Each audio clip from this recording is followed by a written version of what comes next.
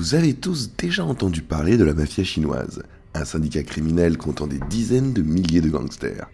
On pense qu'il est basé à Hong Kong, qu'il est impliqué dans toutes les activités criminelles et qu'il exerce dans cette ville un pouvoir comparable à celui des autorités officielles. Ce syndicat s'appelle les Triades. En bref, ce sont les seules informations que l'on peut trouver sur les Triades grâce à la plupart des sources sur Internet. Et je souhaite remédier à cela. Aujourd'hui, nous allons plonger plus profondément dans l'histoire que nous ne l'avons jamais fait sur cette chaîne, car les Triades existent depuis plus de 1000 ans. Nous examinerons comment elles se sont formées et ont évolué depuis l'Antiquité jusqu'à nos jours.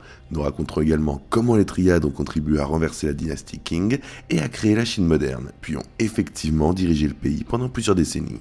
Ensuite, nous passerons en revue leur hiérarchie, leurs rituels et leurs signes secrets, et nous nous attarderons enfin dans les moindres détails sur leurs revenus et leur sphère d'influence qui dépassent aujourd'hui largement les frontières de Hong Kong pour s'étendre pratiquement dans le monde entier.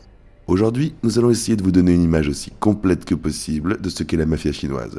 Voici donc les Triades de l'autre côté de la Loire. À la base des sociétés qui sont les ancêtres très lointaines des Triades modernes se trouve un principe qui remonte à un passé lointain. Il y a longtemps, l'empereur de Chine était considéré comme un être d'origine divine, le fils du ciel, dont le mandat avait été donné par Dieu. Il ne régnait néanmoins pas seulement par droit divin, mais aussi par son exemple personnel, espérant que sa sagesse et son honnêteté lui vaudraient le respect et la loyauté de ses sujets. Cependant, il ne parvenait pas à maintenir les normes de conduite élevées, il était considéré comme ayant perdu le mandat du ciel, et ses sujets avaient alors le droit de se révolter et de le renverser. De tels actes étaient considérés comme leur devoir envers les dieux. C'est précisément ce droit divin de se révolter qui a été la principale justification de l'existence des Triades, et la raison pour laquelle elles ont été acceptées par les gens ordinaires pendant des siècles, même si souvent ces sociétés allaient bien au-delà de la préparation d'une révolte et devenaient elles-mêmes un deuxième pouvoir qui exploitait les citoyens ordinaires. C'est sur ce même principe qu'est née la légende de l'origine des Triades. Selon celle-ci, il était une fois un empereur de la dynastie Ming qui avait perdu le contrôle du pays, préférant mener une vie hédoniste, et les fonctionnaires en profitèrent pour se livrer au vol, menant ainsi le pays à la ruine. Le paysan Li Chong a ensuite soulevé une révolte et s'est emparé du trône. Cependant, il a été renversé par les Mandchous. Au même moment, plusieurs fonctionnaires honnêtes, dont Wang Xunchan, préparent également une révolte. En effet, n'ayant pas réussi à renverser l'empereur, ils se sont tournés vers la lutte contre les Mandchous et ont soulevé une révolte qui a néanmoins été rapidement réprimée. Suite à cela, la plupart des fonctionnaires ont péri et Wang Xunchan s'est enfui à Taïwan, où il a écrit un livre abordant les plans de lutte contre les Mandchous. Plus tard, ce livre tomba entre les mains d'un autre exilé de la dynastie Ming à Taïwan, nommé Cheng Xin-kun. Lui et son petit-fils, suivant les instructions du manuscrit, tentèrent tour à tour de renverser les Mandchous. Mais tous deux échouèrent et le livre finit dans un coffre en fer au fond de l'océan. Cependant, les révoltes se poursuivirent et prirent une telle ampleur que les Mandchous eurent besoin d'aide, qui leur fut apportée par les moines Shaolin.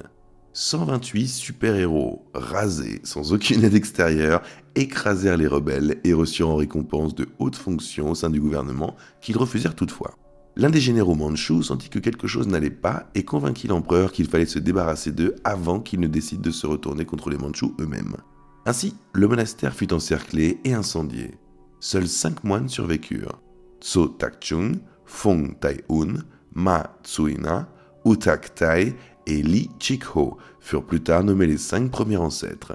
S'ensuivit alors un long voyage plein de privations qui les conduisit finalement sur une plage où les esprits leur donnèrent du sable comestible qui les sauva de la famine, ainsi qu'une feuille contenant une prophétie annonçant l'expulsion des Mandchous et le retour de la dynastie Ming.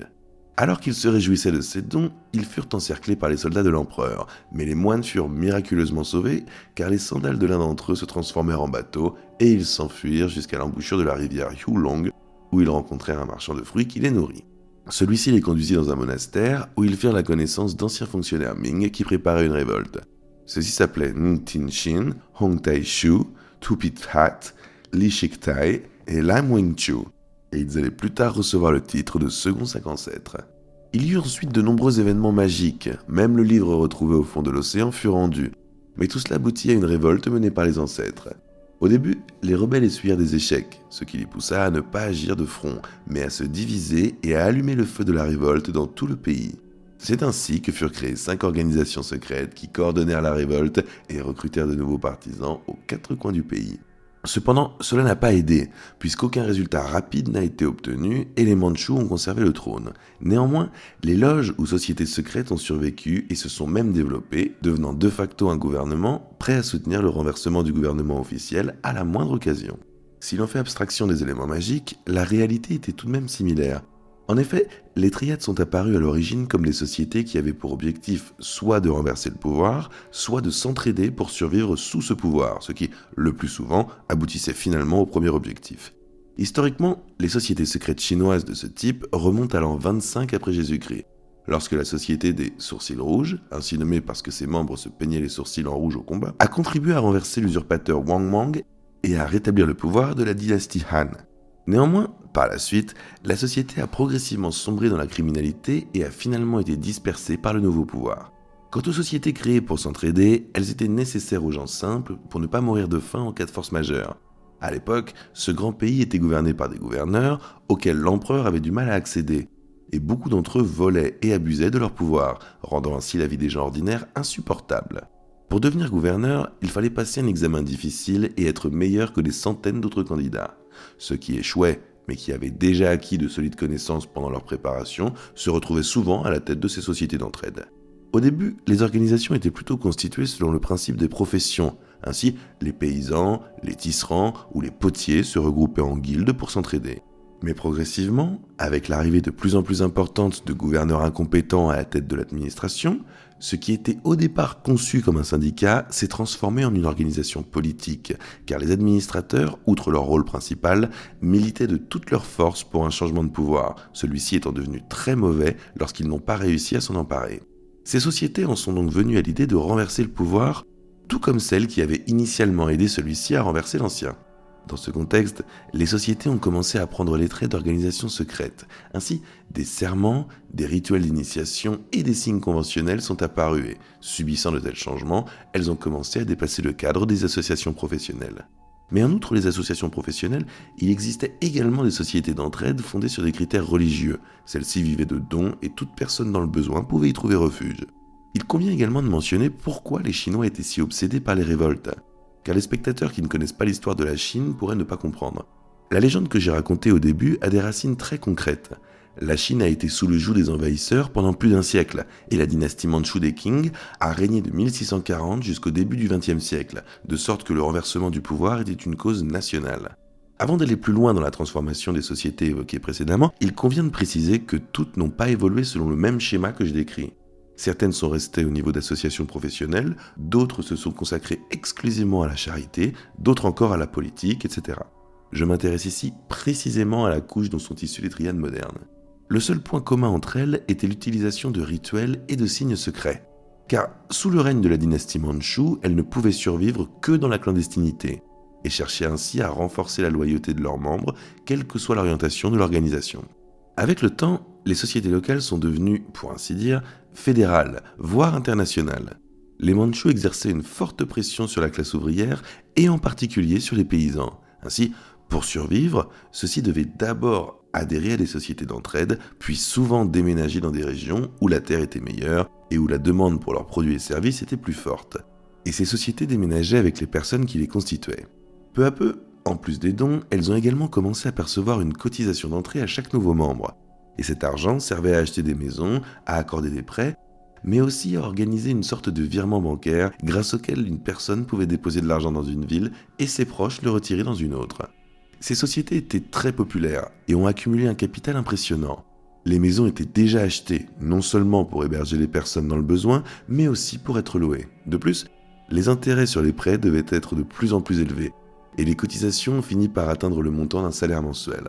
Pour certains, cela ne suffisait pas, et ils se sont lancés dans les jeux d'argent, la prostitution et le trafic d'opium, devenant ainsi des organisations criminelles. Les gangsters l'ont remarqué et ont commencé à créer leur propre société, c'est-à-dire des gangs, initialement déterminés à tirer profit par tous les moyens possibles. Ils recrutaient le plus souvent leurs membres parmi les autres gangsters ou par la force. La seule différence entre ces associations et les triades modernes était qu'elles tentaient encore de renverser la dynastie Qing. De temps à autre, des révoltes éclataient, mais elles échouaient à chaque fois, ce qui poussait les triades à se réfugier encore plus dans la clandestinité et à se criminaliser. Cet état de fait s'est définitivement installé dans la seconde moitié du XVIIIe siècle. Au début du 19e, lorsque les ports chinois ont été ouverts aux commerçants occidentaux, les triades ont suivi la migration massive des Chinois vers la mer et se sont installés dans des villes telles que Xiamen, Fuzhou, Ningbo, Kangsu, Guangzhou, Shanghai et Hong Kong. De même, leur immersion dans le monde criminel a inévitablement conduit les triades à recourir à la violence, ce qui a entraîné une augmentation de leur pouvoir. Ainsi, des marchands ont commencé à rejoindre l'organisation pour se protéger contre les vols, ainsi que des fonctionnaires pour établir des relations corrompues plus fiables, leur permettant d'augmenter considérablement leur maigre salaire. En fait, au milieu du 19e siècle, les triades constituaient un deuxième gouvernement et comptaient des dizaines, voire des centaines de milliers de membres dans tout le pays. Tout le monde n'était bien sûr pas lié au crime, mais l'influence était colossale. On sait même que certaines sociétés particulièrement influentes organisaient leur propre police ainsi que leurs propres tribunaux, où les gens se rendaient par ailleurs plus volontiers que dans ceux de la Mandchourie. Et lorsque le pays a été déchiré par les guerres de l'opium dans les années 1840, les triades ont pris l'assurance et ont commencé à s'emparer de villages entiers et même de petites villes. Les autorités locales n'ont pas opposé beaucoup de résistance, de sorte que le pouvoir suprême n'était pas vraiment au courant. Ce n'est qu'en 1846 qu'ils ont tenté, avec l'aide de leur gouverneur, de venir à bout des triades. Bien sûr, cela n'a pas fonctionné, car la plupart d'entre eux étaient eux-mêmes membres des triades, et les autres ne voulaient pas risquer leur vie. En 1850, la révolte des Taiping a éclaté, et elle a failli renverser la dynastie Qing, et les triades ont été oubliées pendant un certain temps. On ne sait pas très bien s'ils ont soutenu les rebelles, car lorsque ceux-ci ont reconquis une partie du territoire et proclamé leur gouvernement, ils ont qualifié les triades de mauvaises. Mais on sait bien que les triades elles-mêmes n'ont pas perdu leur temps et ont également pris le contrôle de territoire, allant même jusqu'à diriger Shanghai pendant 2 ans. Au même moment, en 1854, une autre révolte éclata, qui fut baptisée la révolte des bonnets rouges. Elle fut néanmoins rapidement réprimée et les rebelles, ainsi que toutes les personnes impliquées, furent impitoyablement exécutées, parfois en massacrant des villages entiers. Les triades ont ensuite modéré leurs ardeurs. Une partie d'entre elles se sont déplacées sous la juridiction britannique à Hong Kong, tandis que d'autres ont simplement réduit leur visibilité, passant de la prise de contrôle ouverte des villes à des activités criminelles clandestines. Ainsi, à cette époque, l'idée de renverser le gouvernement Qing s'est ajoutée à celle de lutter contre l'influence étrangère, qui prenait alors des proportions inquiétantes. En effet, les barbares occidentaux, comme les appelaient les Chinois, achetaient des terres ainsi que les entreprises et empoisonnaient la population avec l'opium. Mais les triades ont décidé de ne pas lutter contre les entrepreneurs, qui leur apportaient de bons profits, en commençant par l'extorsion ainsi que le contrôle de pots de vin, et en finissant par une implication totale dans la contrebande d'opium, mais de soutenir le mouvement de protestation contre les missionnaires chrétiens, qui menaçaient dans une certaine mesure les triades elles-mêmes, dont les rituels étaient fondés sur le taoïsme, le confucianisme et le bouddhisme. De plus, les Chinois n'appréciaient pas les mœurs que les missionnaires inculquaient, car elles contredisaient leur propre conception traditionnelle de la famille, du clan et du culte des ancêtres. Ils n'appréciaient pas que les missionnaires soient proches de leurs dirigeants et donc de la dynastie Qing qui était en contact avec eux. Enfin, ils n'appréciaient pas leur bonne organisation et le fait que les missionnaires aient réussi à rassembler un nombre impressionnant de fidèles, ce qui pouvait constituer une menace pour leur propre communauté religieuse. Les triades agissaient justement par l'intermédiaire de communautés religieuses, qui étaient leurs alliés et partageaient leur volonté de renverser la dynastie Qing. On ne dispose pas de données précises sur la nature exacte de cette aide, mais on peut supposer qu'ils les alimentaient probablement par des dons, leur donnant ainsi les moyens d'influencer les esprits, ce qui a ensuite débouché sur de véritables pogroms. En substance, les triades ont versé un peu d'essence sur un feu déjà ardent, puis se sont reculés pour se réchauffer près des flammes qui ont continué à brûler de temps à autre pendant presque toute la seconde moitié du 19e siècle. Bien sûr, cela ne signifie pas qu'ils finançaient chaque société, mais plutôt qu'ils ont contribué à façonner les mentalités, après quoi tout s'est déroulé naturellement. Il n'est donc pas question d'une quelconque direction secrète des révoltes antichrétiennes, d'autant plus que les triades n'y ont pas participé ouvertement. Ces révoltes ont atteint leur apogée dans les années 1880 ou 1890, avec comme point culminant la révolte de la société secrète des Boxers, entre 1898 et 1901. Les revendications allaient déjà au-delà du simple rejet du christianisme et exigeaient le départ total des étrangers se trouvant en Chine. La révolte fut réprimée en grande partie grâce à l'intervention étrangère de pays tels que l'Italie, les États-Unis, la France, l'Autriche-Hongrie, le Japon, l'Allemagne, la Grande-Bretagne et la Russie. Mais il en résulta la prise de conscience que les révoltes des Taiping et des Boxers étaient très proches de leur objectif ultime, à savoir le retour de la Chine aux Chinois, et que les sociétés secrètes, y compris les triades, étaient très importantes dans cette voie. Le père de la nation chinoise, Sun Yat-sen, s'en souvenait bien, et c'est en grande partie grâce à l'aide des triades qu'il renversa finalement la dynastie Qing à peine 10 ans plus tard. nous ne nous attarderons pas sur qui était Sun Yat-sen et quel rôle il a joué dans l'histoire de la Chine. En effet, pour notre histoire, il suffit de savoir qu'il a renversé la dynastie Qing et créé la République de Chine. Nous allons plutôt nous intéresser à ses liens avec les sociétés secrètes chinoises et en particulier avec les triades. Pour ceux qui ne sont pas familiers avec ce terme, les triades sont un groupe distinct de sociétés secrètes qui partagent des rituels, une idéologie et des signes secrets similaires. On pense qu'elles proviennent toutes d'une seule société de l'époque mongole appelée Lotus Blanc. Celle-ci est née de la fusion de 3 autres sociétés, d'où le nom de triade. Selon une autre version, le nom vient de la trinité de l'homme, du ciel et de la terre.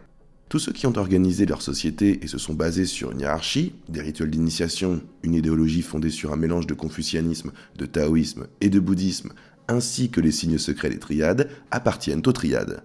Tous ceux qui utilisent leur propre idéologie, rituels et hiérarchie comme les boxeurs, n'appartiennent pas aux triades. Il est possible qu'au tout début, les triades aient eu un gouvernement unique, mais avec le temps, elles n'étaient plus uniques que par une base idéologique commune, et étant totalement autonomes dans leurs activités quotidiennes. Puisque nous avons abordé ce sujet, avant de passer à Sun Yat-sen, examinons la structure des sociétés triades. Commençons par le rituel d'initiation. Il se déroulait dans une pièce appelée la ville de l'osier. Le plus souvent, celle-ci n'était pas permanente, mais aménagée spécialement pour le rituel. La pièce était légèrement plus longue que large, et près de chaque mur se trouvait une porte improvisée. Les portes ouest servaient d'entrée commune, les portes nord et sud n'étaient pas utilisées, tandis que celle à l'est servait à la cérémonie. Devant la porte est se trouvaient 3 arches représentant les vertus auxquelles devait aspirer le nouveau membre de la triade. En s'approchant d'elle, il récitait plusieurs poèmes spéciaux et exécutait une danse rituelle, après quoi il était autorisé à passer. Il payait ensuite une cotisation d'entrée et continuait son chemin où il s'agenouillait et demandait la permission d'entrer. Une fois celle-ci obtenue, il franchissait la porte est et pénétrait dans la cité d'Yves, où il était accueilli par des références à la légende que je vous ai racontée au début de la vidéo. Là, sur le sol, étaient représentés le cercle du soleil et de la terre, la fosse de feu, les marches et le pont à 2 planches. Le premier était un cerceau en roseau auquel étaient collés des morceaux de papier dentelé, symbolisant le trou dans le mur de monastère Shaolin par lequel les moines s'étaient échappés. La fosse de feu représente la pente en feu de la colline qui entoure le monastère. Les marches sont celles que les moines ont empruntées pour s'enfuir du monastère et le pont sous lequel ils sont cachés dans une partie de la légende. Tout était fait en papier. De chaque côté de ces images se rassemblent tous les dignitaires de la société, qui se tiennent debout ou assis devant 2 rangées de plaques commémoratives et de bannières. D'autres plaques similaires sont accrochées derrière et sur les côtés de l'autel qui se trouve devant la porte ouest et les cachent. Les monuments commémoratifs glorifient les exploits des ancêtres et des membres individuels de la société. L'autel, qui joue également un rôle important, est lui aussi couvert de diverses plaques et d'objets qui renvoient aux légendes. C'est là que l'on lisait aux nouveaux membres les objectifs de la société et qu'on lui rappelait l'importance de rester fidèle à la confrérie. Il avançait ensuite un peu plus loin et arrivait dans la salle de la paix universelle. Vous ne vous perdiez pas, il s'agissait toujours de la même pièce, mais il passait entre des signes au sol et s'approchait de l'autel. Ici, on racontait aux nouveaux venus 333 faits sur la société et son histoire. On lui rasait la tête, on le lavait, on lui enlevait ses vêtements et on lui revêtait une longue robe blanche, un bandeau rouge sur la tête et une paire de sandales de paille aux pieds. Pendant ce temps, on lui lisait des poèmes spéciaux. Il se rendait ensuite à l'autel, où il subissait toute une série de manipulations faisant référence aux légendes, et prononçait 36 serments, dont la violation était punie de mort. Après avoir prêté serment, le nouveau membre buvait une boisson composée des gouttes de sang des autres frères présents à la cérémonie et du sang d'un coq décapité sur place. Le sang des frères symbolisait le renforcement des serments par le sang, tandis que le sang du coq rappelait la punition encourue en cas de violation de ces serments. Après cela, le nouveau membre sortait par la porte ouest et brûlait la liste des serments. Il était désormais officiellement membre de la triade et savait comment reconnaître les autres membres de cette société ou d'une autre. Bien sûr, la liste complète des signes secrets ne nous est pas accessible, mais certains exemples ont tout de même été révélés au grand public. Par exemple, assis à une table avec des boissons, un membre de la triade peut prendre un petit verre à l'aide de son index, de son majeur et de son annulaire tendu pour boire. Si son interlocuteur répond en tendant l'index, le majeur et l'annulaire, les deux comprendront qu'ils sont frères dans la triade. De la même manière, les signes peuvent indiquer à quelle société appartient une personne et quel est son rang. Outre les signes non-verbaux, il existe également des signes verbaux. Par exemple, une personne peut demander « D'où viens-tu » Il s'agit d'une question apparemment banale, à laquelle une personne non initiée répondra littéralement. Cependant, un membre de la triade répondra « De sous le péché », en référence à la légende de la création des triades. La structure de ces sociétés est tout aussi intéressante que leurs rituels d'initiation ou leurs signes secrets. Elle est probablement encore plus élaborée que celle de la plus célèbre organisation criminelle secrète de Sicile. Afin de vous aider à comprendre qui est qui, Lorsque cela est possible, je ferai des parallèles avec la mafia, car presque tout le monde connaît sa structure. Au sommet de la triade se trouve un homme appelé Shanshu ou Lang Tao, ce qui signifie respectivement maître de la montagne et tête du dragon. Il est l'équivalent du parrain de la mafia. Il contrôle tout et tire profit de tout. Juste en dessous de lui se trouve son adjoint, Fu Shanshu, l'équivalent du sous-parrain. Juste en dessous de ce dernier se trouve He Yongshu, ou maître des encens, et Sin Yong, ou avant-garde, qui n'ont pas d'équivalent dans la mafia. Ceux-ci sont chargés de gérer les rituels, de contrôler l'admission de nouveaux membres, de décider de la promotion ou de la rétrogradation des fonctionnaires subalternes, ainsi que d'arbitrer les différends entre les membres de la société.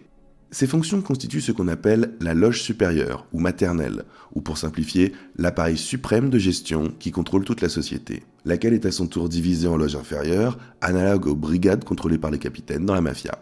Les loges inférieures sont dirigées par les Shu Tikfa, ce qui signifie double fleur. Sous leur direction se trouvent 3 autres types de fonctionnaires. Le premier est appelé Kong Kiwan, ou bâton rouge. C'est un puissant combattant et un tueur à gages qui contrôle jusqu'à 50 soldats. Le nombre de bâtons rouges varie en fonction de la taille de la loge. En cas de conflit, c'est le bâton rouge qui mène les soldats de la société au combat. Le deuxième s'appelle Pak Jae-sin, ou éventail de papier blanc. Son rôle est similaire à celui d'un hybride entre un comptable et un analyste commercial. Il s'occupe ainsi de la comptabilité de la loge inférieure et conseille Shu Tikfa sur les meilleures stratégies pour augmenter leur capital. Il est également chargé d'apporter une aide financière aux membres de l'organisation et à leur famille lorsque l'un d'entre eux est empoisonné, décède ou gravement blessé. Le troisième fonctionnaire est Chohai, ou sandale d'herbe. Il est en quelque sorte le responsable des relations avec le monde extérieur. Ainsi, il contacte et organise les réunions avec les autres sociétés, contrôle les paiements pour la protection, ainsi que les autres opérations commerciales. Il ne définit pas la direction à suivre, mais veille à ce que tout fonctionne comme il se doit. Au bas de la hiérarchie sociale se retrouvent les membres ordinaires, l'équivalent des soldats dans la mafia. On les appelle les Sekau. Ces membres font simplement ce que leur dit n'importe quel membre de la hiérarchie supérieure. Outre leur nom, tous les membres se voient attribuer un code numérique, commençant par le chiffre 4, qui correspond à une ancienne croyance selon laquelle le monde est entouré de 4 océans. Le système est basé sur une ancienne science occulte orientale, la numérologie, dans laquelle les chiffres et les combinaisons de chiffres acquièrent une signification symbolique, voire mystique. Shanshu est également connu sous le numéro 489. Heyongshu, Sin Yong et Shu Tikfa ont le numéro 438. Hong Kiwan le numéro 426, Park Jae-sin le numéro 415, Chohai le numéro 432 et Seo-kae le numéro 49. Telle était la structure des triades au moment où Sun Yat-sen eut besoin de leur aide pour organiser la révolution. Après la Seconde Guerre mondiale, celle-ci a quelque peu évolué, mais nous en reparlerons un petit peu plus tard. Passons maintenant au père de la nation chinoise. Ses liens avec les triades remontent à sa jeunesse. Après avoir étudié à Hawaï et être revenu en Chine, Sun a rejoint la société Sanho-hyu, ou Société des Trois Harmonies. Il a ensuite passé quelques temps à Hong Kong, mais son frère aîné, afin de mettre un terme à cette vie, l'a ramené à Hawaï. Là, Sun entra en contact avec une autre société des triades appelée Kwo Hon-wi. Et oui, une personne pouvait être membre de plusieurs triades différentes à la fois. Au sein de cette société, Sun Yat-sen emprunta de l'argent et s'enfuit de chez son frère à Guangzhou, où il entra à l'école de médecine. Son frère lui a par la suite pardonné et a remboursé sa dette, puis l'a aidé à entrer dans une université de médecine plus prestigieuse à Hong Kong. Nous parlerons plus en détail des triades de Hong Kong un petit peu plus tard, mais sachez simplement pour l'instant que c'était l'une des villes où elles étaient les plus présentes. Par ailleurs, Sun était lié à la loge locale de la société Sanhu-wei, dont il était déjà membre, et ses relations avec certains de ses membres ont largement contribué à le convaincre de renverser la dynastie Qing. Après avoir terminé ses études et commencé à voyager à travers le pays ainsi qu'à l'étranger, Sun a noué des liens avec d'autres sociétés. Il était ami avec Sanshu, membre de la société Changwu-Tongyang Holin, et avec un Charlie Sung, membre de la Hupang, plus connu sous le nom de Red Gang, une société qui, à la fin du 19e siècle, dominait Shanghai et toute la région du Yangtze. Plus tard, Sun Yat-sen créa sa propre société secrète appelée Xinshu-hui, ou Société de la Renaissance chinoise. Il s'inspire alors du système des triades, mais avec quelques modifications afin de mettre l'accent sur son objectif principal, à savoir la révolution. Son objectif déclaré est de renverser le pouvoir des Qing en mobilisant les triades, y compris celles à vocation criminelle, et en exploitant la dissidence paysanne. Il prévoit de commencer par Guangzhou. Au printemps 1895, Sun Yat-sen réussit à obtenir 3000 soldats auprès des triades locales, avec lesquels il voulait s'emparer de Guangzhou, mais il échoua et fut contraint de fuir le pays. Un an plus tard, il rejoint la société Che Kung Tong, ou Société pour la réalisation de la justice, qui, après la révolte des Taiping, s'était enfuie à Hawaï et en Amérique du Nord. Cette société fut la première à l'étranger vers laquelle Sun se tourna pour demander de l'aide. Et 10 ans plus tard, Sun Yat-sen organisa une autre société secrète, la Tengmonghui, ou Société du Serment, sous l'égide de laquelle il rassembla tous les groupes qui aspiraient à renverser le régime Qing. Sous son égide, il continua à voyager à travers le monde et à collecter des fonds pour la révolution, s'adressant principalement aux sociétés locales des triades, auxquelles il adhérait souvent.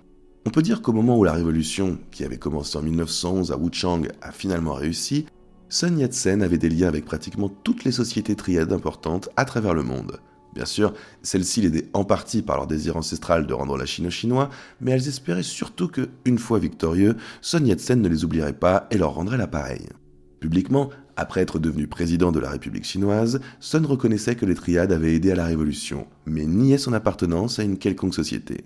En coulisses, il les a largement récompensés en rendant aux triades leur statut légal et en distribuant de nombreux postes gouvernementaux à des fonctionnaires de diverses sociétés.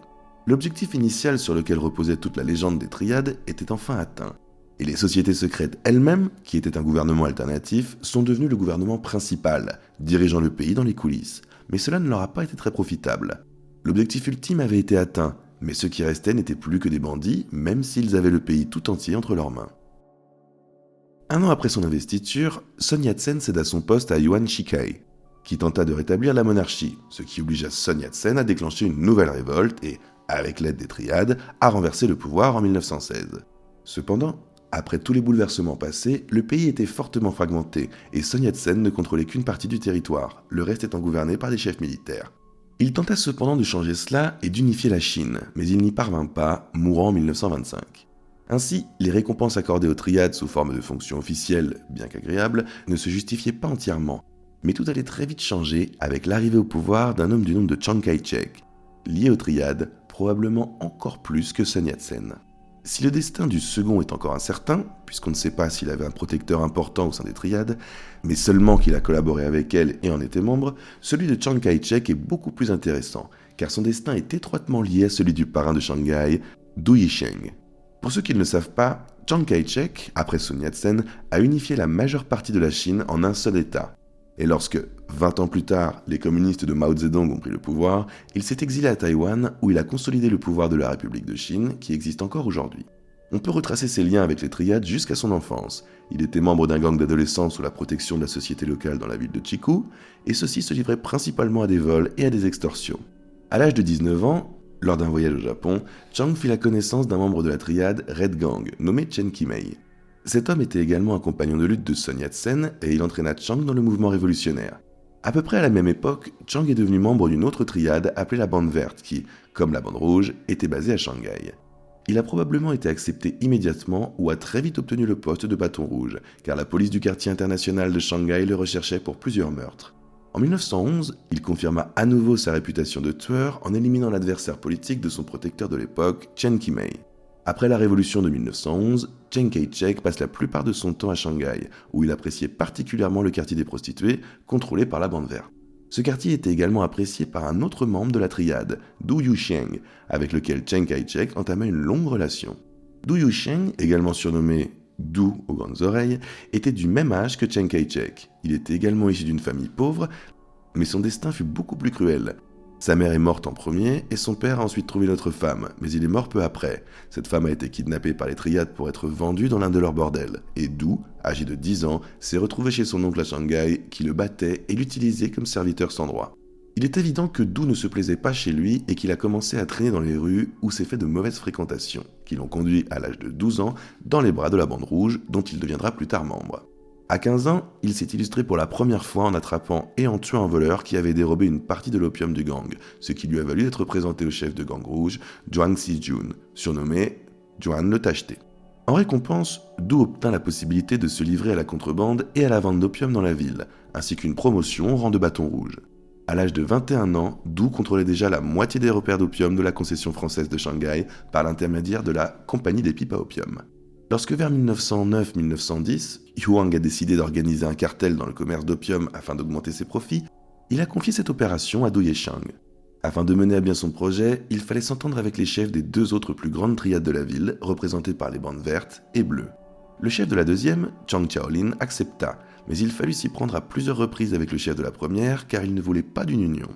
Et pour y parvenir, Du devint lui-même membre de la Bande Verte, puis commit un coup d'État, tuant le chef et prenant sa place avec le soutien du bloc armé de la Bande Rouge. Après cela, il n'y avait plus qu'une seule organisation triadique importante à Shanghai que l'on appelle aujourd'hui le Gang Vert. Chen Chu était à l'époque le chef de l'organisation et Du, avec ses oreilles décollées, était son Fu Shan-Shu, soit le maître des encens. Et malheureusement, nous ne disposons pas d'informations plus précises à ce sujet. En tirant les conclusions de l'histoire de Du Yenchang et de Chiang Kai-shek, nous pouvons voir qu'au moment de leur rencontre et de l'établissement de leur relation amicale, le premier était en fait le patron de Chiang Kai-shek lui-même et de son protecteur Chen Qimei, ce qui nous amène à réfléchir à l'identité des véritables dirigeants de la Chine. Chen Qimei, qui était très proche de Sun Yat-sen, a été assassiné en 1916, après quoi Chiang Kai-shek est devenu le principal assistant politique de Sun Yat-sen, et son conseiller militaire à Guangzhou, où il a également été nommé chef de son service de sécurité personnelle. Du Yusheng, comme beaucoup d'autres chefs des triades qui aidaient Sun Yat-sen avec de l'argent et des hommes, a obtenu un poste dans l'administration publique. Il est devenu général de division dans l'armée du Kuomintang. Le Kuomintang, pour ceux qui ne le savent pas, c'est le parti politique fondé par Sun Yat-sen. À la mort de Sun Yat-sen en 1925, Du Yu avait déjà remplacé Shan-Shu à la tête de la Bande Verte de Riabo Huang et, sans se soucier de l'opinion de quiconque, élaborait des plans pour développer l'organisation. Ces plans comprenaient notamment le soutien à Chiang Kai-shek dans son intention de prendre la place de Sun Yat-sen. Ce soutien était total et inconditionnel, et comprenait même l'élimination du principal rival, Liao Zongkai, par le tueur de la Bande Verte. Lorsque Chiang Kai-shek occupa ce poste, puis mena sa campagne dans le nord, les triades de Shanghai entrèrent dans une période de prospérité maximale. Les chefs s'occupaient de hautes fonctions gouvernementales, contrôlaient le commerce et les affaires, tant dans le secteur illégal que légal, dirigeaient les plus grandes banques et avaient à leur service la police qui vivait à leurs dépens.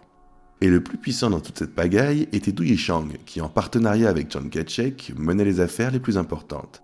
C'est ainsi que la Bande Verte a contraint les riches habitants de Shanghai à faire des dons pour les besoins du pays, mais en fin de compte, la majeure partie des fonds a été répartie entre Du et Chiang. Puis, Chiang Kai-shek a émis des obligations d'État qui ne se vendaient pas très bien jusqu'à ce que la triade du Yusheng se charge de leur distribution. Bien sûr, ce n'était pas gratuit. Le commerce de l'opium était un autre domaine où leurs intérêts se croisaient.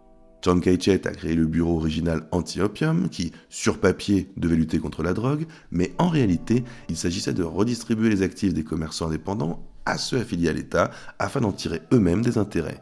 Devinez qui ce bureau ne touchait pas, bien sûr. Du Yusheng et la Bande Verte. De plus, le gouvernement avait même l'intention de nommer Du Yusheng à la tête de ce bureau. Outre le commerce intérieur de l'opium et de ses dérivés, Du exportait également cette drogue vers la France avec l'aide du chef de la police de la concession française de Shanghai, Fiori, et du conseil général, Kelin. Ils ont travaillé ensemble jusqu'en 1933, date à laquelle un conflit les a opposés et où Du les a empoisonnés lors d'un banquet. Kelin mourut sur le coup, tandis que Fiori survécut, mais quitta la Chine.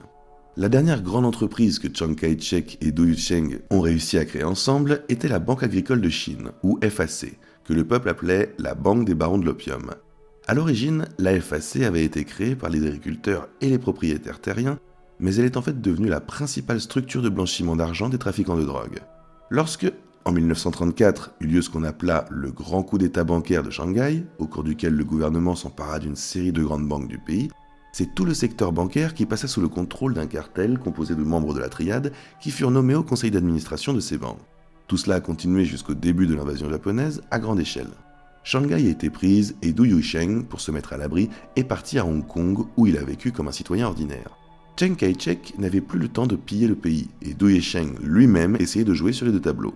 D'un côté, la Bande Verte poursuivait ses activités à Shanghai, vendant de l'opium et contrôlant le marché noir des denrées alimentaires ainsi que des produits de première nécessité. De l'autre, Du Yusheng aidait son camarade à lutter contre les envahisseurs étrangers avec de l'argent. Cependant, Du vieillissait et sa dépendance à l'opium n'aidait pas pour sa santé, ce qui fit que la Bande Verte commença progressivement à perdre son pouvoir à Shanghai après la fin de la guerre et que Du aurait très probablement été évincé comme il l'avait fait autrefois avec l'ancien chef de cette triade. Cependant, avec l'arrivée au pouvoir des communistes en 1949, ce processus s'est considérablement accéléré et pas seulement pour la Bande Verte. Mao a interdit toutes les principales sources de revenus des triades, telles que l'opium, la prostitution, non seulement sur papier, mais aussi dans la réalité, et la société a perdu la majeure partie de ses revenus. De plus, la plupart des fonctionnaires des triades, qui n'ont pas eu le temps de s'enfuir, ont été exécutés, et les membres ordinaires ont soit été également privés de la vie, soit ils n'avaient pas commis de crimes graves aux yeux des communistes, envoyés en rééducation politique. Les sociétés elles-mêmes ont bien sûr été dissoutes et déclarées illégales. Les triades ont été chassées et n'ont plus d'influence notable. L'époque de la puissance des triades de Shanghai était révolue et Hong Kong allait devenir la capitale du crime organisé chinoise. Quand on parle des triades, on pense le plus souvent aux sociétés hongkongaises.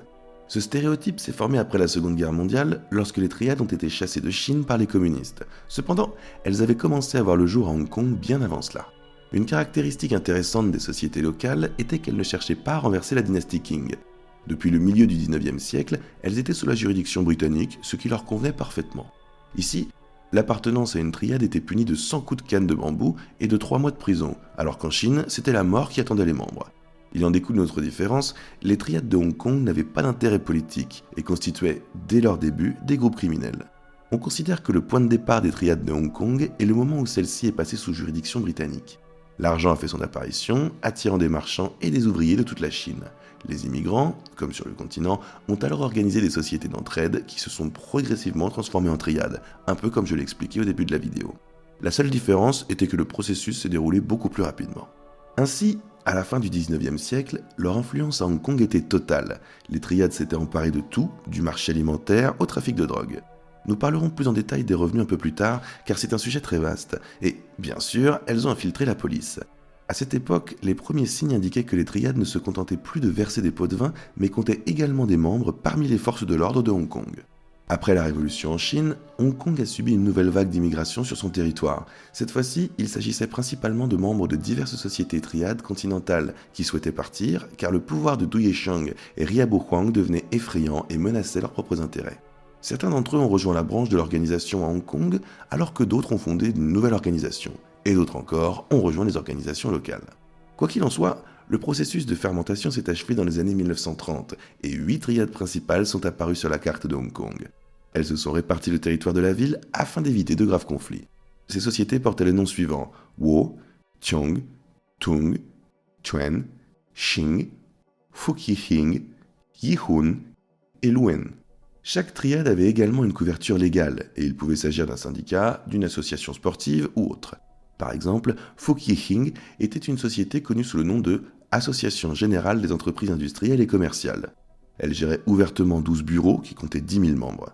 L'adhésion coûtait 1 dollar hongkongais par mois. Ainsi, les revenus légaux provenant des adhésions s'élevaient à environ 120 000 dollars hongkongais par an, ce qui représente environ 10 millions de dollars américains actuels. Ce statu quo a perduré jusqu'à l'occupation japonaise, qui a divisé les triades de Hong Kong en 3 camps. Le premier soutenait les Japonais, le deuxième s'y opposait, et le troisième tentait de rester neutre. Pendant l'administration japonaise, c'est le premier qui en a profité et qui, avec le soutien de nouvelles autorités, a procédé à un redécoupage des sphères d'influence, s'emparant des territoires des 2 autres camps. Après la défaite du Japon, tout a basculé et les triades, déjà anti-japonaises, ont repris ce qu'elles avaient perdu et sont devenues la principale force qui a profité du chaos de l'après-guerre afin de retrouver leur pouvoir d'avant-guerre et même de le renforcer. Car le contrôle exercé sur eux avait été considérablement affaibli, les Japonais ayant détruit tous les fichiers de police que les autorités de Hong Kong avaient constitués sur les sociétés secrètes. Le dernier remaniement important du pouvoir dans le monde criminel de Hong Kong a eu lieu lorsque Mao Zedong a pris le pouvoir en Chine. Plus de 600 000 réfugiés ont afflué dans la colonie, parmi lesquels se trouvaient de nombreux membres des triades. Il arrivait même que les communautés entières déménagent, comme par exemple Du Yicheng et sa bande verte, qui n'a toutefois rien réussi ici et est mort en 1951. Après avoir définitivement perdu son pouvoir et son influence, la bande verte elle-même a également perdu la compétition et a pratiquement cessé d'exister 10 ans après la mort de son chef. La triade, aujourd'hui connue dans le monde entier sous le nom de 14K, a eu plus de succès. Elle a été créée à Guangzhou par un lieutenant général du Kuomintang nommé Ko Tiu Wong, qui a réuni sous les drapeaux des sociétés locales de lutte contre les communistes. Et après avoir perdu cette lutte, la 14K s'est installée à Hong Kong. Dans la colonie britannique, le 14K a réussi à survivre à une période très difficile, lorsque les sociétés se partageaient les sphères d'influence, et à devenir l'une des principales triades aux côtés de Yihun et Wo. Ces sociétés ont réussi à absorber ou à détruire les triades plus petites et plus faibles, mais aussi à conserver le pouvoir pendant 70 ans. La seule chose qui a changé au fil des ans, c'est la structure de gestion des sociétés. La loge suprême, avec Shanshu, Fu Shanshu, l'avant-garde et le maître des encens, a pratiquement cessé d'exister. Aujourd'hui, les 14K sont un regroupement d'organisations et de gangs disparates de niveau inférieur qui sont totalement autonomes. Ces loges sont généralement dirigées par un boss ainsi qu'un ou 2 assistants. Les autres anciens dignitaires étaient le plus souvent absents. Seul le bâton rouge reste en tant que fonction, qui dirige les cellules des soldats, une sorte de brigade. On peut comparer cela à une franchise. Les 14K sont en quelque sorte une marque, et les personnes qui se réclament de cette marque créent des entreprises. La seule condition pour créer sa propre loge au sein de la triade est de déjà appartenir à cette triade. On ne sait pas exactement quand ce changement s'est produit, mais le déclin a commencé après les années 1950. Ainsi, quand on vous dira que 3 Changshu à Hong Kong dirigent un syndicat de la mafia chinoise comptant des centaines de milliers de personnes, vous ne pourrez que sourire d'un air entendu, car il s'agit probablement de 3 chefs de loge les plus puissantes au sein de la triade, et même s'ils peuvent avoir des milliers de personnes sous leurs ordres, ils ne dirigent pas toute la société. Les relations au sein de la triade, par exemple, sont basées sur des contacts personnels entre les chefs de gang. À l'heure actuelle, on ne sait rien de l'existence d'un organe unique chargé de régler les différends, comme la commission dans la mafia américaine. Cependant, malgré la tendance générale à la modification de la structure, je dois préciser qu'il existe encore aujourd'hui des petites sociétés avec une hiérarchie initiale. Mais comme nous parlons principalement de grands syndicats criminels, elles ne nous intéressent pas particulièrement. Les rituels d'initiation ont également changé. Aujourd'hui, ils ne durent généralement pas plus de 15 minutes, pendant lesquels le nouveau membre se voit expliquer les règles, prête serment et boit du sang dans une coupe. Ce qui n'a pas changé, c'est l'approche du recrutement. Comme auparavant, il se concentre sur les jeunes, le plus souvent âgés de 15 à 18 ans. Les motivations des garçons pour rejoindre les gangs sont diverses, mais 2 principales se dégagent. La première, c'est le désir de pouvoir et d'argent. La seconde est le désir de sécurité, car dans certains quartiers, les adolescents sont victimes de violences de la part de gangs de jeunes, et certains luttent contre cela en rejoignant un. Ces bandes de jeunes constituent le premier échelon par lequel passe un membre de la triade. Ils sont généralement rattachés à une communauté qui les surveille, et les candidats les plus aptes passent tôt ou tard à l'échelon supérieur, après avoir été initiés et être devenus des 49. À ce stade, ils appartiennent à des gangs adultes et se livrent à des activités criminelles mineures dans la rue, telles que l'extorsion et le contrôle des prostituées, ainsi que la gestion de petits établissements de jeu. De même, les 49 remplissent actuellement certaines fonctions du bâton rouge, comme le travail de tueur à gages. Après leur initiation, ils se font tatouer pour montrer qu'ils font partie d'une société spécifique. Les tatouages sont réalisés à des endroits cachés, mais peuvent être facilement montrés si nécessaire. Cependant, certaines sociétés remplacent les tatouages par des cicatrices, afin que la police ait plus de mal à déterminer si quelqu'un fait partie d'un gang ou d'un groupe criminel. La plupart des membres de la triade passent toute leur vie au rang de 49. Même si quelqu'un parvient à gravir les échelons, il est promu au rang de bâton rouge. Dans ce cas, il ne participe plus directement à la criminalité de rue, mais contrôle les activités des 49, qui lui reversent une partie de leurs gains. Il commence également à recevoir une part des cotisations d'entrée des nouveaux membres qui rejoignent son équipe. La pratique des cotisations d'entrée dans les sociétés existe encore aujourd'hui. Ainsi, le membre en question a de plus en plus d'argent et, pour le légaliser, il ouvre diverses entreprises légales telles que des magasins, des restaurants, etc. La richesse d'un membre de la société ne dépend désormais que de ses capacités. Néanmoins, seuls quelques rares individus parviennent à atteindre le rang de chef de loge, et la grande majorité s'arrête aux étapes que j'ai décrites. Certains peuvent même quitter le gang dès leur adolescence et devenir des citoyens respectueux des lois avec un travail normal. Il existe bien sûr des individus qui, à partir du rang 49 ou de bâton rouge, créent leur propre loge pour devenir boss, mais c'est rare. Et avant d'aller plus loin, une remarque importante. Tous les membres des triades ne sont pas des criminels professionnels. En effet, les membres de ces sociétés se comptent par dizaines de milliers, mais seul un petit nombre d'entre eux sont impliqués dans des activités criminelles. Certains ont pu être contraints de rejoindre une loge, de payer une cotisation initiale, puis de s'acquitter d'une contribution régulière afin que l'organisation puisse continuer à en tirer profit. Pendant ce temps, ils peuvent mener une vie tout à fait honnête, en tant que plombier ou vendeur dans un magasin par exemple. D'autres ont pu rejoindre une organisation pour mettre fin aux agressions d'une autre ou pour leurs propres bénéfices. Il s'agit le plus souvent d'hommes d'affaires qui, grâce à cette protection, obtiennent un avantage concurrentiel sur le marché. Les autres triades ne les touchent pas et il est plus facile de battre la concurrence avec le soutien des gangsters. Pourtant, ces personnes n'ont jamais été impliquées dans la criminalité de rue. En général, les triades sont beaucoup plus larges que les gangs. Leurs adeptes peuvent être des personnes très différentes, des gangsters de rue, des hommes d'affaires respectables, des concierges, des fonctionnaires, des constructeurs, des médecins, voire même des policiers. C'est là que réside leur principale force. Dans chaque aspect de la vie sociale, on trouve un membre des triades. On dit qu'il faut avoir parmi ses amis un avocat, un médecin, un policier et un gangster. Les membres des triades, en quelques poignées de main, ont fait cela et même plus. Cependant, nous nous intéressons ici davantage à l'aspect illégal de leur activité. Nous ne cédons donc pas à la tentation de raconter des histoires de concierges ou de plombiers membres de la triade. Commençons plutôt par les trafiquants de drogue, car tout au long de l'histoire de la mafia chinoise, la drogue a été l'une de leurs principales sources de revenus. Tout a commencé avec l'opium, que les triades vendaient en Chine et à Hong Kong, en essayant dans une moindre mesure de l'exporter. Mais ensuite, avec la diffusion croissante de l'héroïne, très appréciée des Européens et des Américains, les triades ont commencé à se lancer sur le marché international. Pour vous aider à mieux comprendre comment fonctionnait cette activité, je vais vous raconter l'histoire des 2 organisations qui, à une époque, dominaient ce secteur illégal. Mais avant cela, il convient de préciser que le trafic de drogue au sein des triades ne ressemble en rien à celui des cartels mexicains par exemple.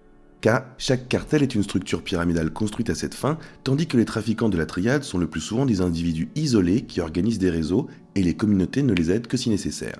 Autrement dit, le chef de la loge peut avoir un bras droit qui vend de la drogue et un autre qui s'occupe par exemple du racket. Le second peut n'avoir aucun lien avec le premier et ses activités. Et il n'est pas rare que le chef de la loge se livre lui-même au trafic car celui-ci est très lucratif, mais ce n'est pas obligatoire. Les organisations sur lesquelles nous allons nous appuyer pour examiner le trafic de drogue des triades datent des années 1970, car c'est à cette époque que l'héroïne, principale marchandise de la mafia chinoise, a connu son apogée en Europe et aux États-Unis.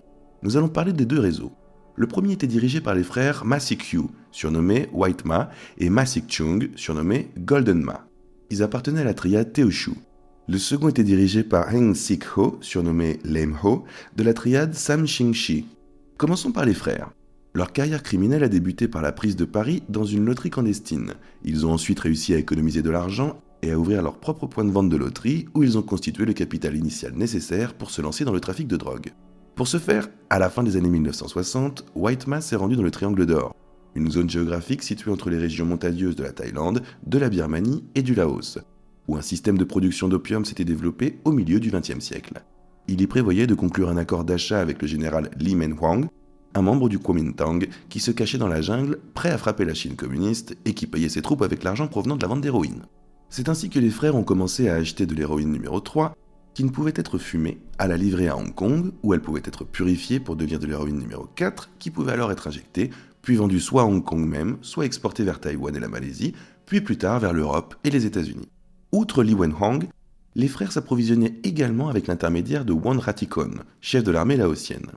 Dans le cadre de cet accord, ils les aidaient même à organiser la logistique, en livrant la marchandise par des avions cargo appartenant à l'armée de l'air laotienne ou par des vols de la compagnie Air America. La seconde était liée à la CIA, qui aidait à obtenir des fonds pour lutter contre les régimes communistes en Asie.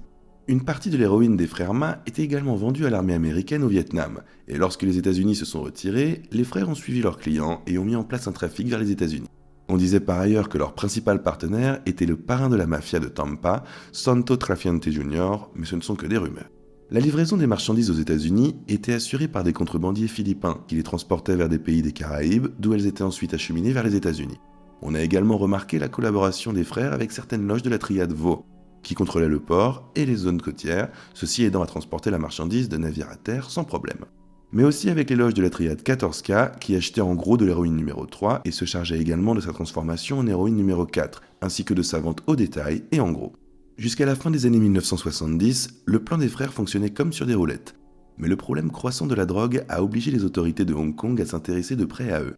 Par divers moyens, les deux frères ont réussi à échapper à la prison et se sont enfuis à Taïwan. On pense qu'après avoir établi des contacts avec Lee Wen-hwang, ils ont non seulement trouvé un fournisseur, mais ont également été recrutés par le Kuomintang, pour lequel ils travaillent depuis tout ce temps. De sorte qu'ils n'ont pas été renvoyés à Hong Kong et ont vécu tranquillement jusqu'à la fin de leur jour, dépensant les énormes sommes d'argent accumulées pendant toutes ces années.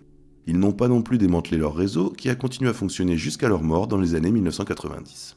Le principal concurrent des frères Ma dans le trafic de drogue était Heng Sik-ho. Né en Chine continentale, il était membre d'un gang de jeunes lié à la triade de Sam Ching-shi. À 21 ans, il s'est enfui à Hong Kong lorsque les communistes ont pris le pouvoir. Là, il a rejoint Sam Ching-shi et, 1 an plus tard, il est devenu un bâton rouge. Les patrons ont rapidement compris qu'il était le plus doué avec sa tête qu'avec ses mains. Et ils l'ont promu au poste de Pak Ti-shin. Pour rappel, ce poste impliquait des responsabilités similaires à celles d'un comptable et d'un conseiller économique. Les drogues ne sont apparues dans la vie de Heng Sik-ho qu'en 1958. Avant cela, il menait avec succès des activités de jeu et gérait des maisons closes.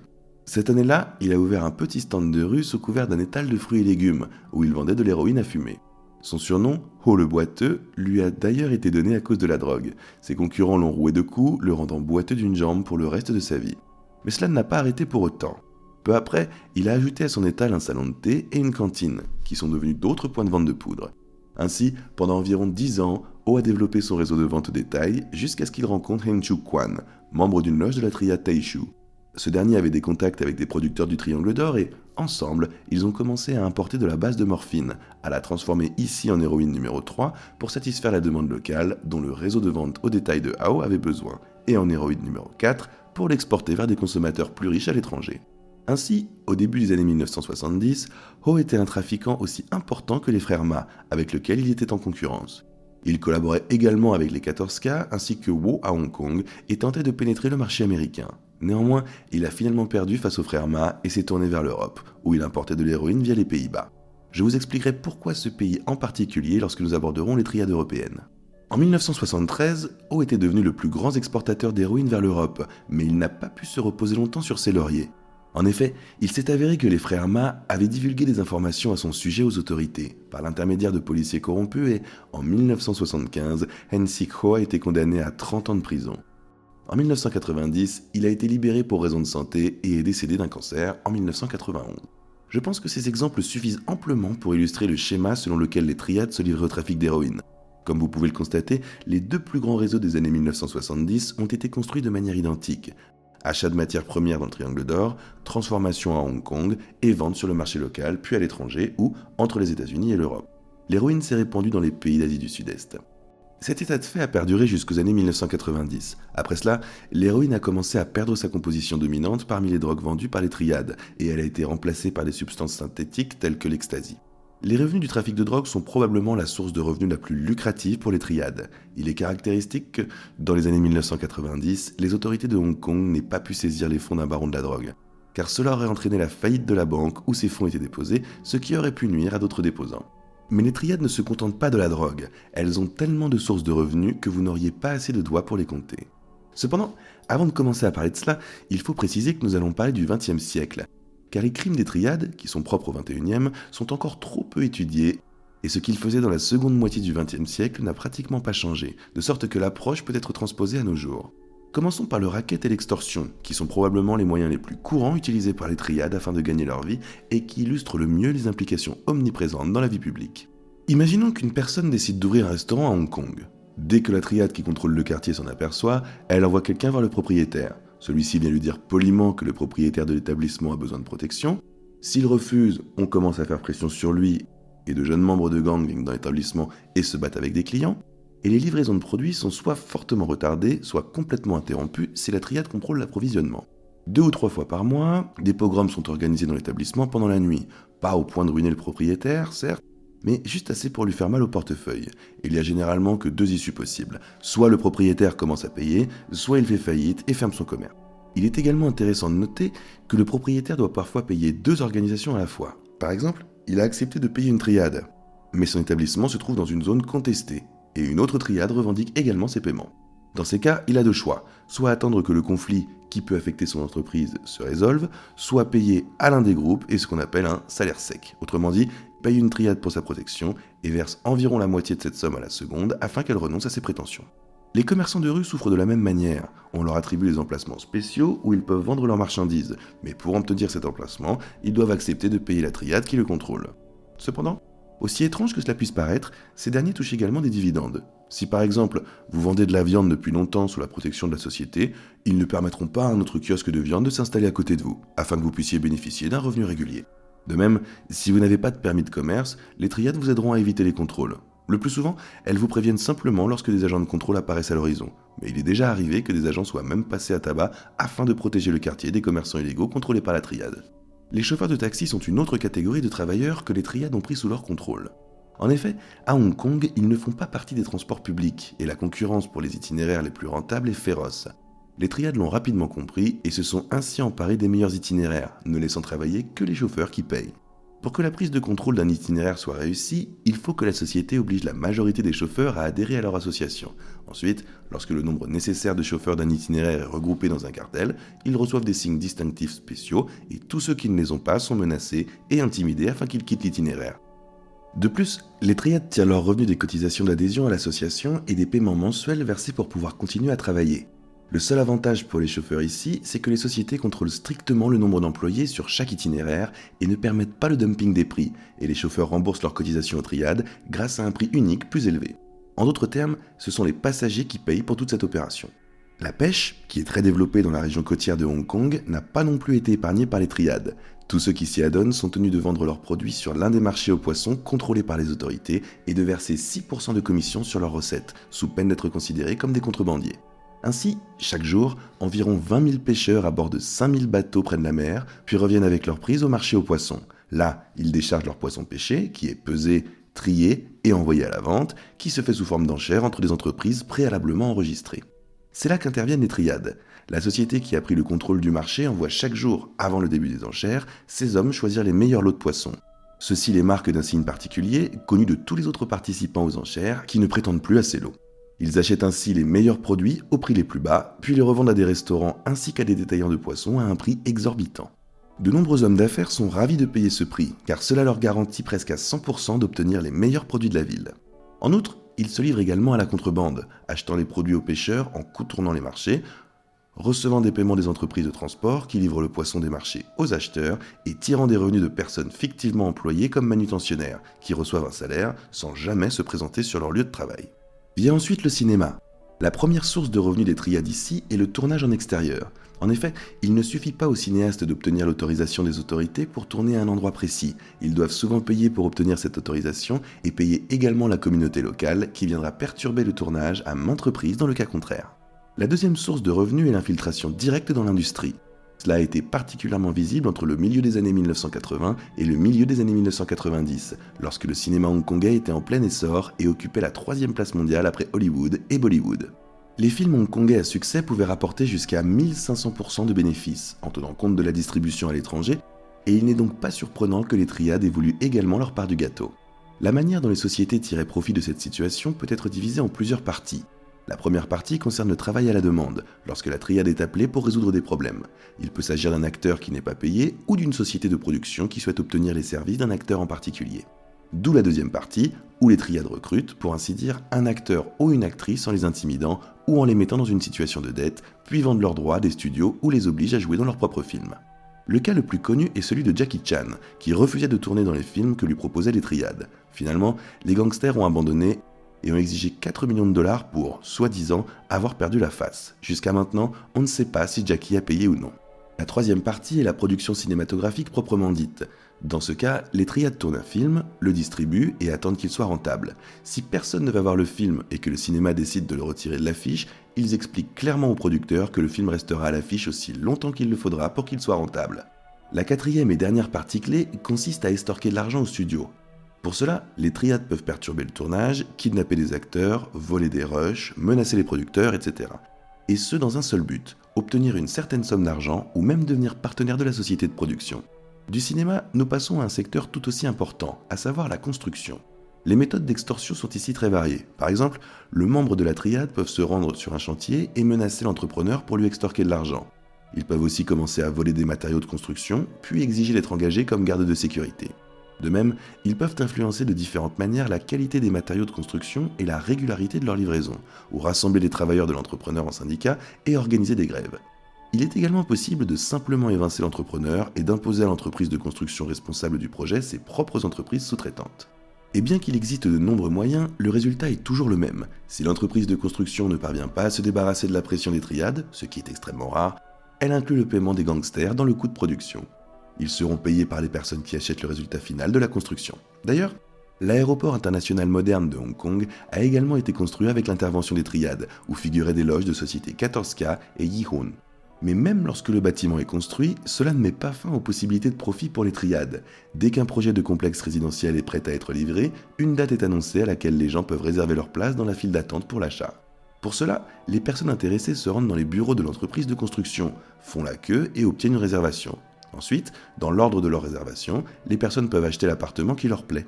Dans ce cas, les triades renvoient leurs hommes dans ces files d'attente, qui se frayent un chemin jusqu'au début de la file et obtiennent les premières places dans la liste des réservations.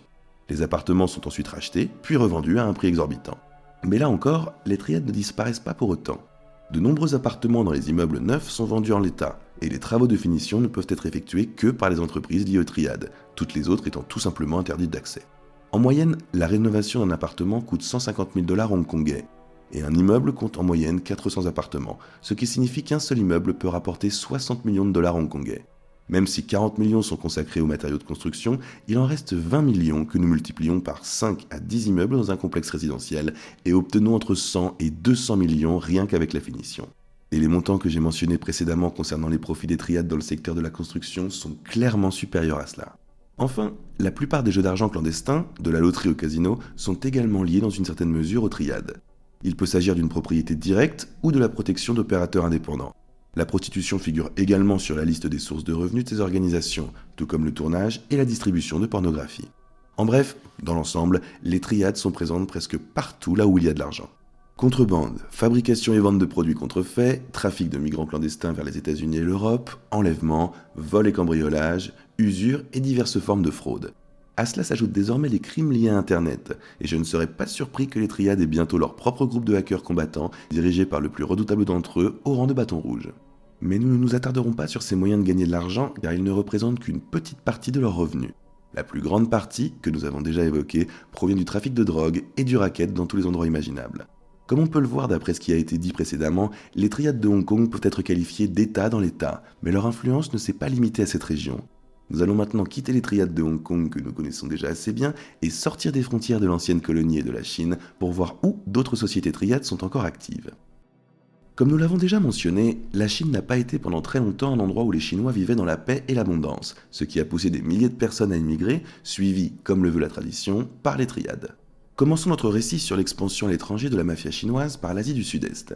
En effet, les Chinois s'y sont installés en masse au début du 19e siècle et, au début du 20e, ils constituaient déjà une partie importante de la population de cette région.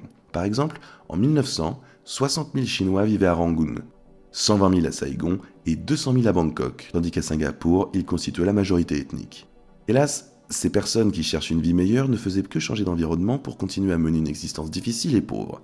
Les triades ne se souciaient guère d'eux, se contentant de leur vendre de l'opium, d'exploiter les femmes comme prostituées et de collecter de l'argent auprès de ceux qui avaient réussi à monter une petite affaire en échange de leur protection. Peu à peu, les Chinois ont réussi à s'installer, les plus habiles ont trouvé le moyen de s'enrichir et les triades, quant à elles, ont gagné plus d'argent grâce aux rackets. Par exemple, vers 1870, il y avait en Malaisie de nombreux propriétaires chinois de mines d'étain qui étaient constamment attaqués par des sociétés secrètes et faisaient l'objet de querelles incessantes entre les triades. Outre leurs conflits internes, les triades étaient également confrontées à des organisations secrètes malaises locales, dont les plus connues étaient la Société du Drapeau Rouge et la Société du Drapeau Blanc.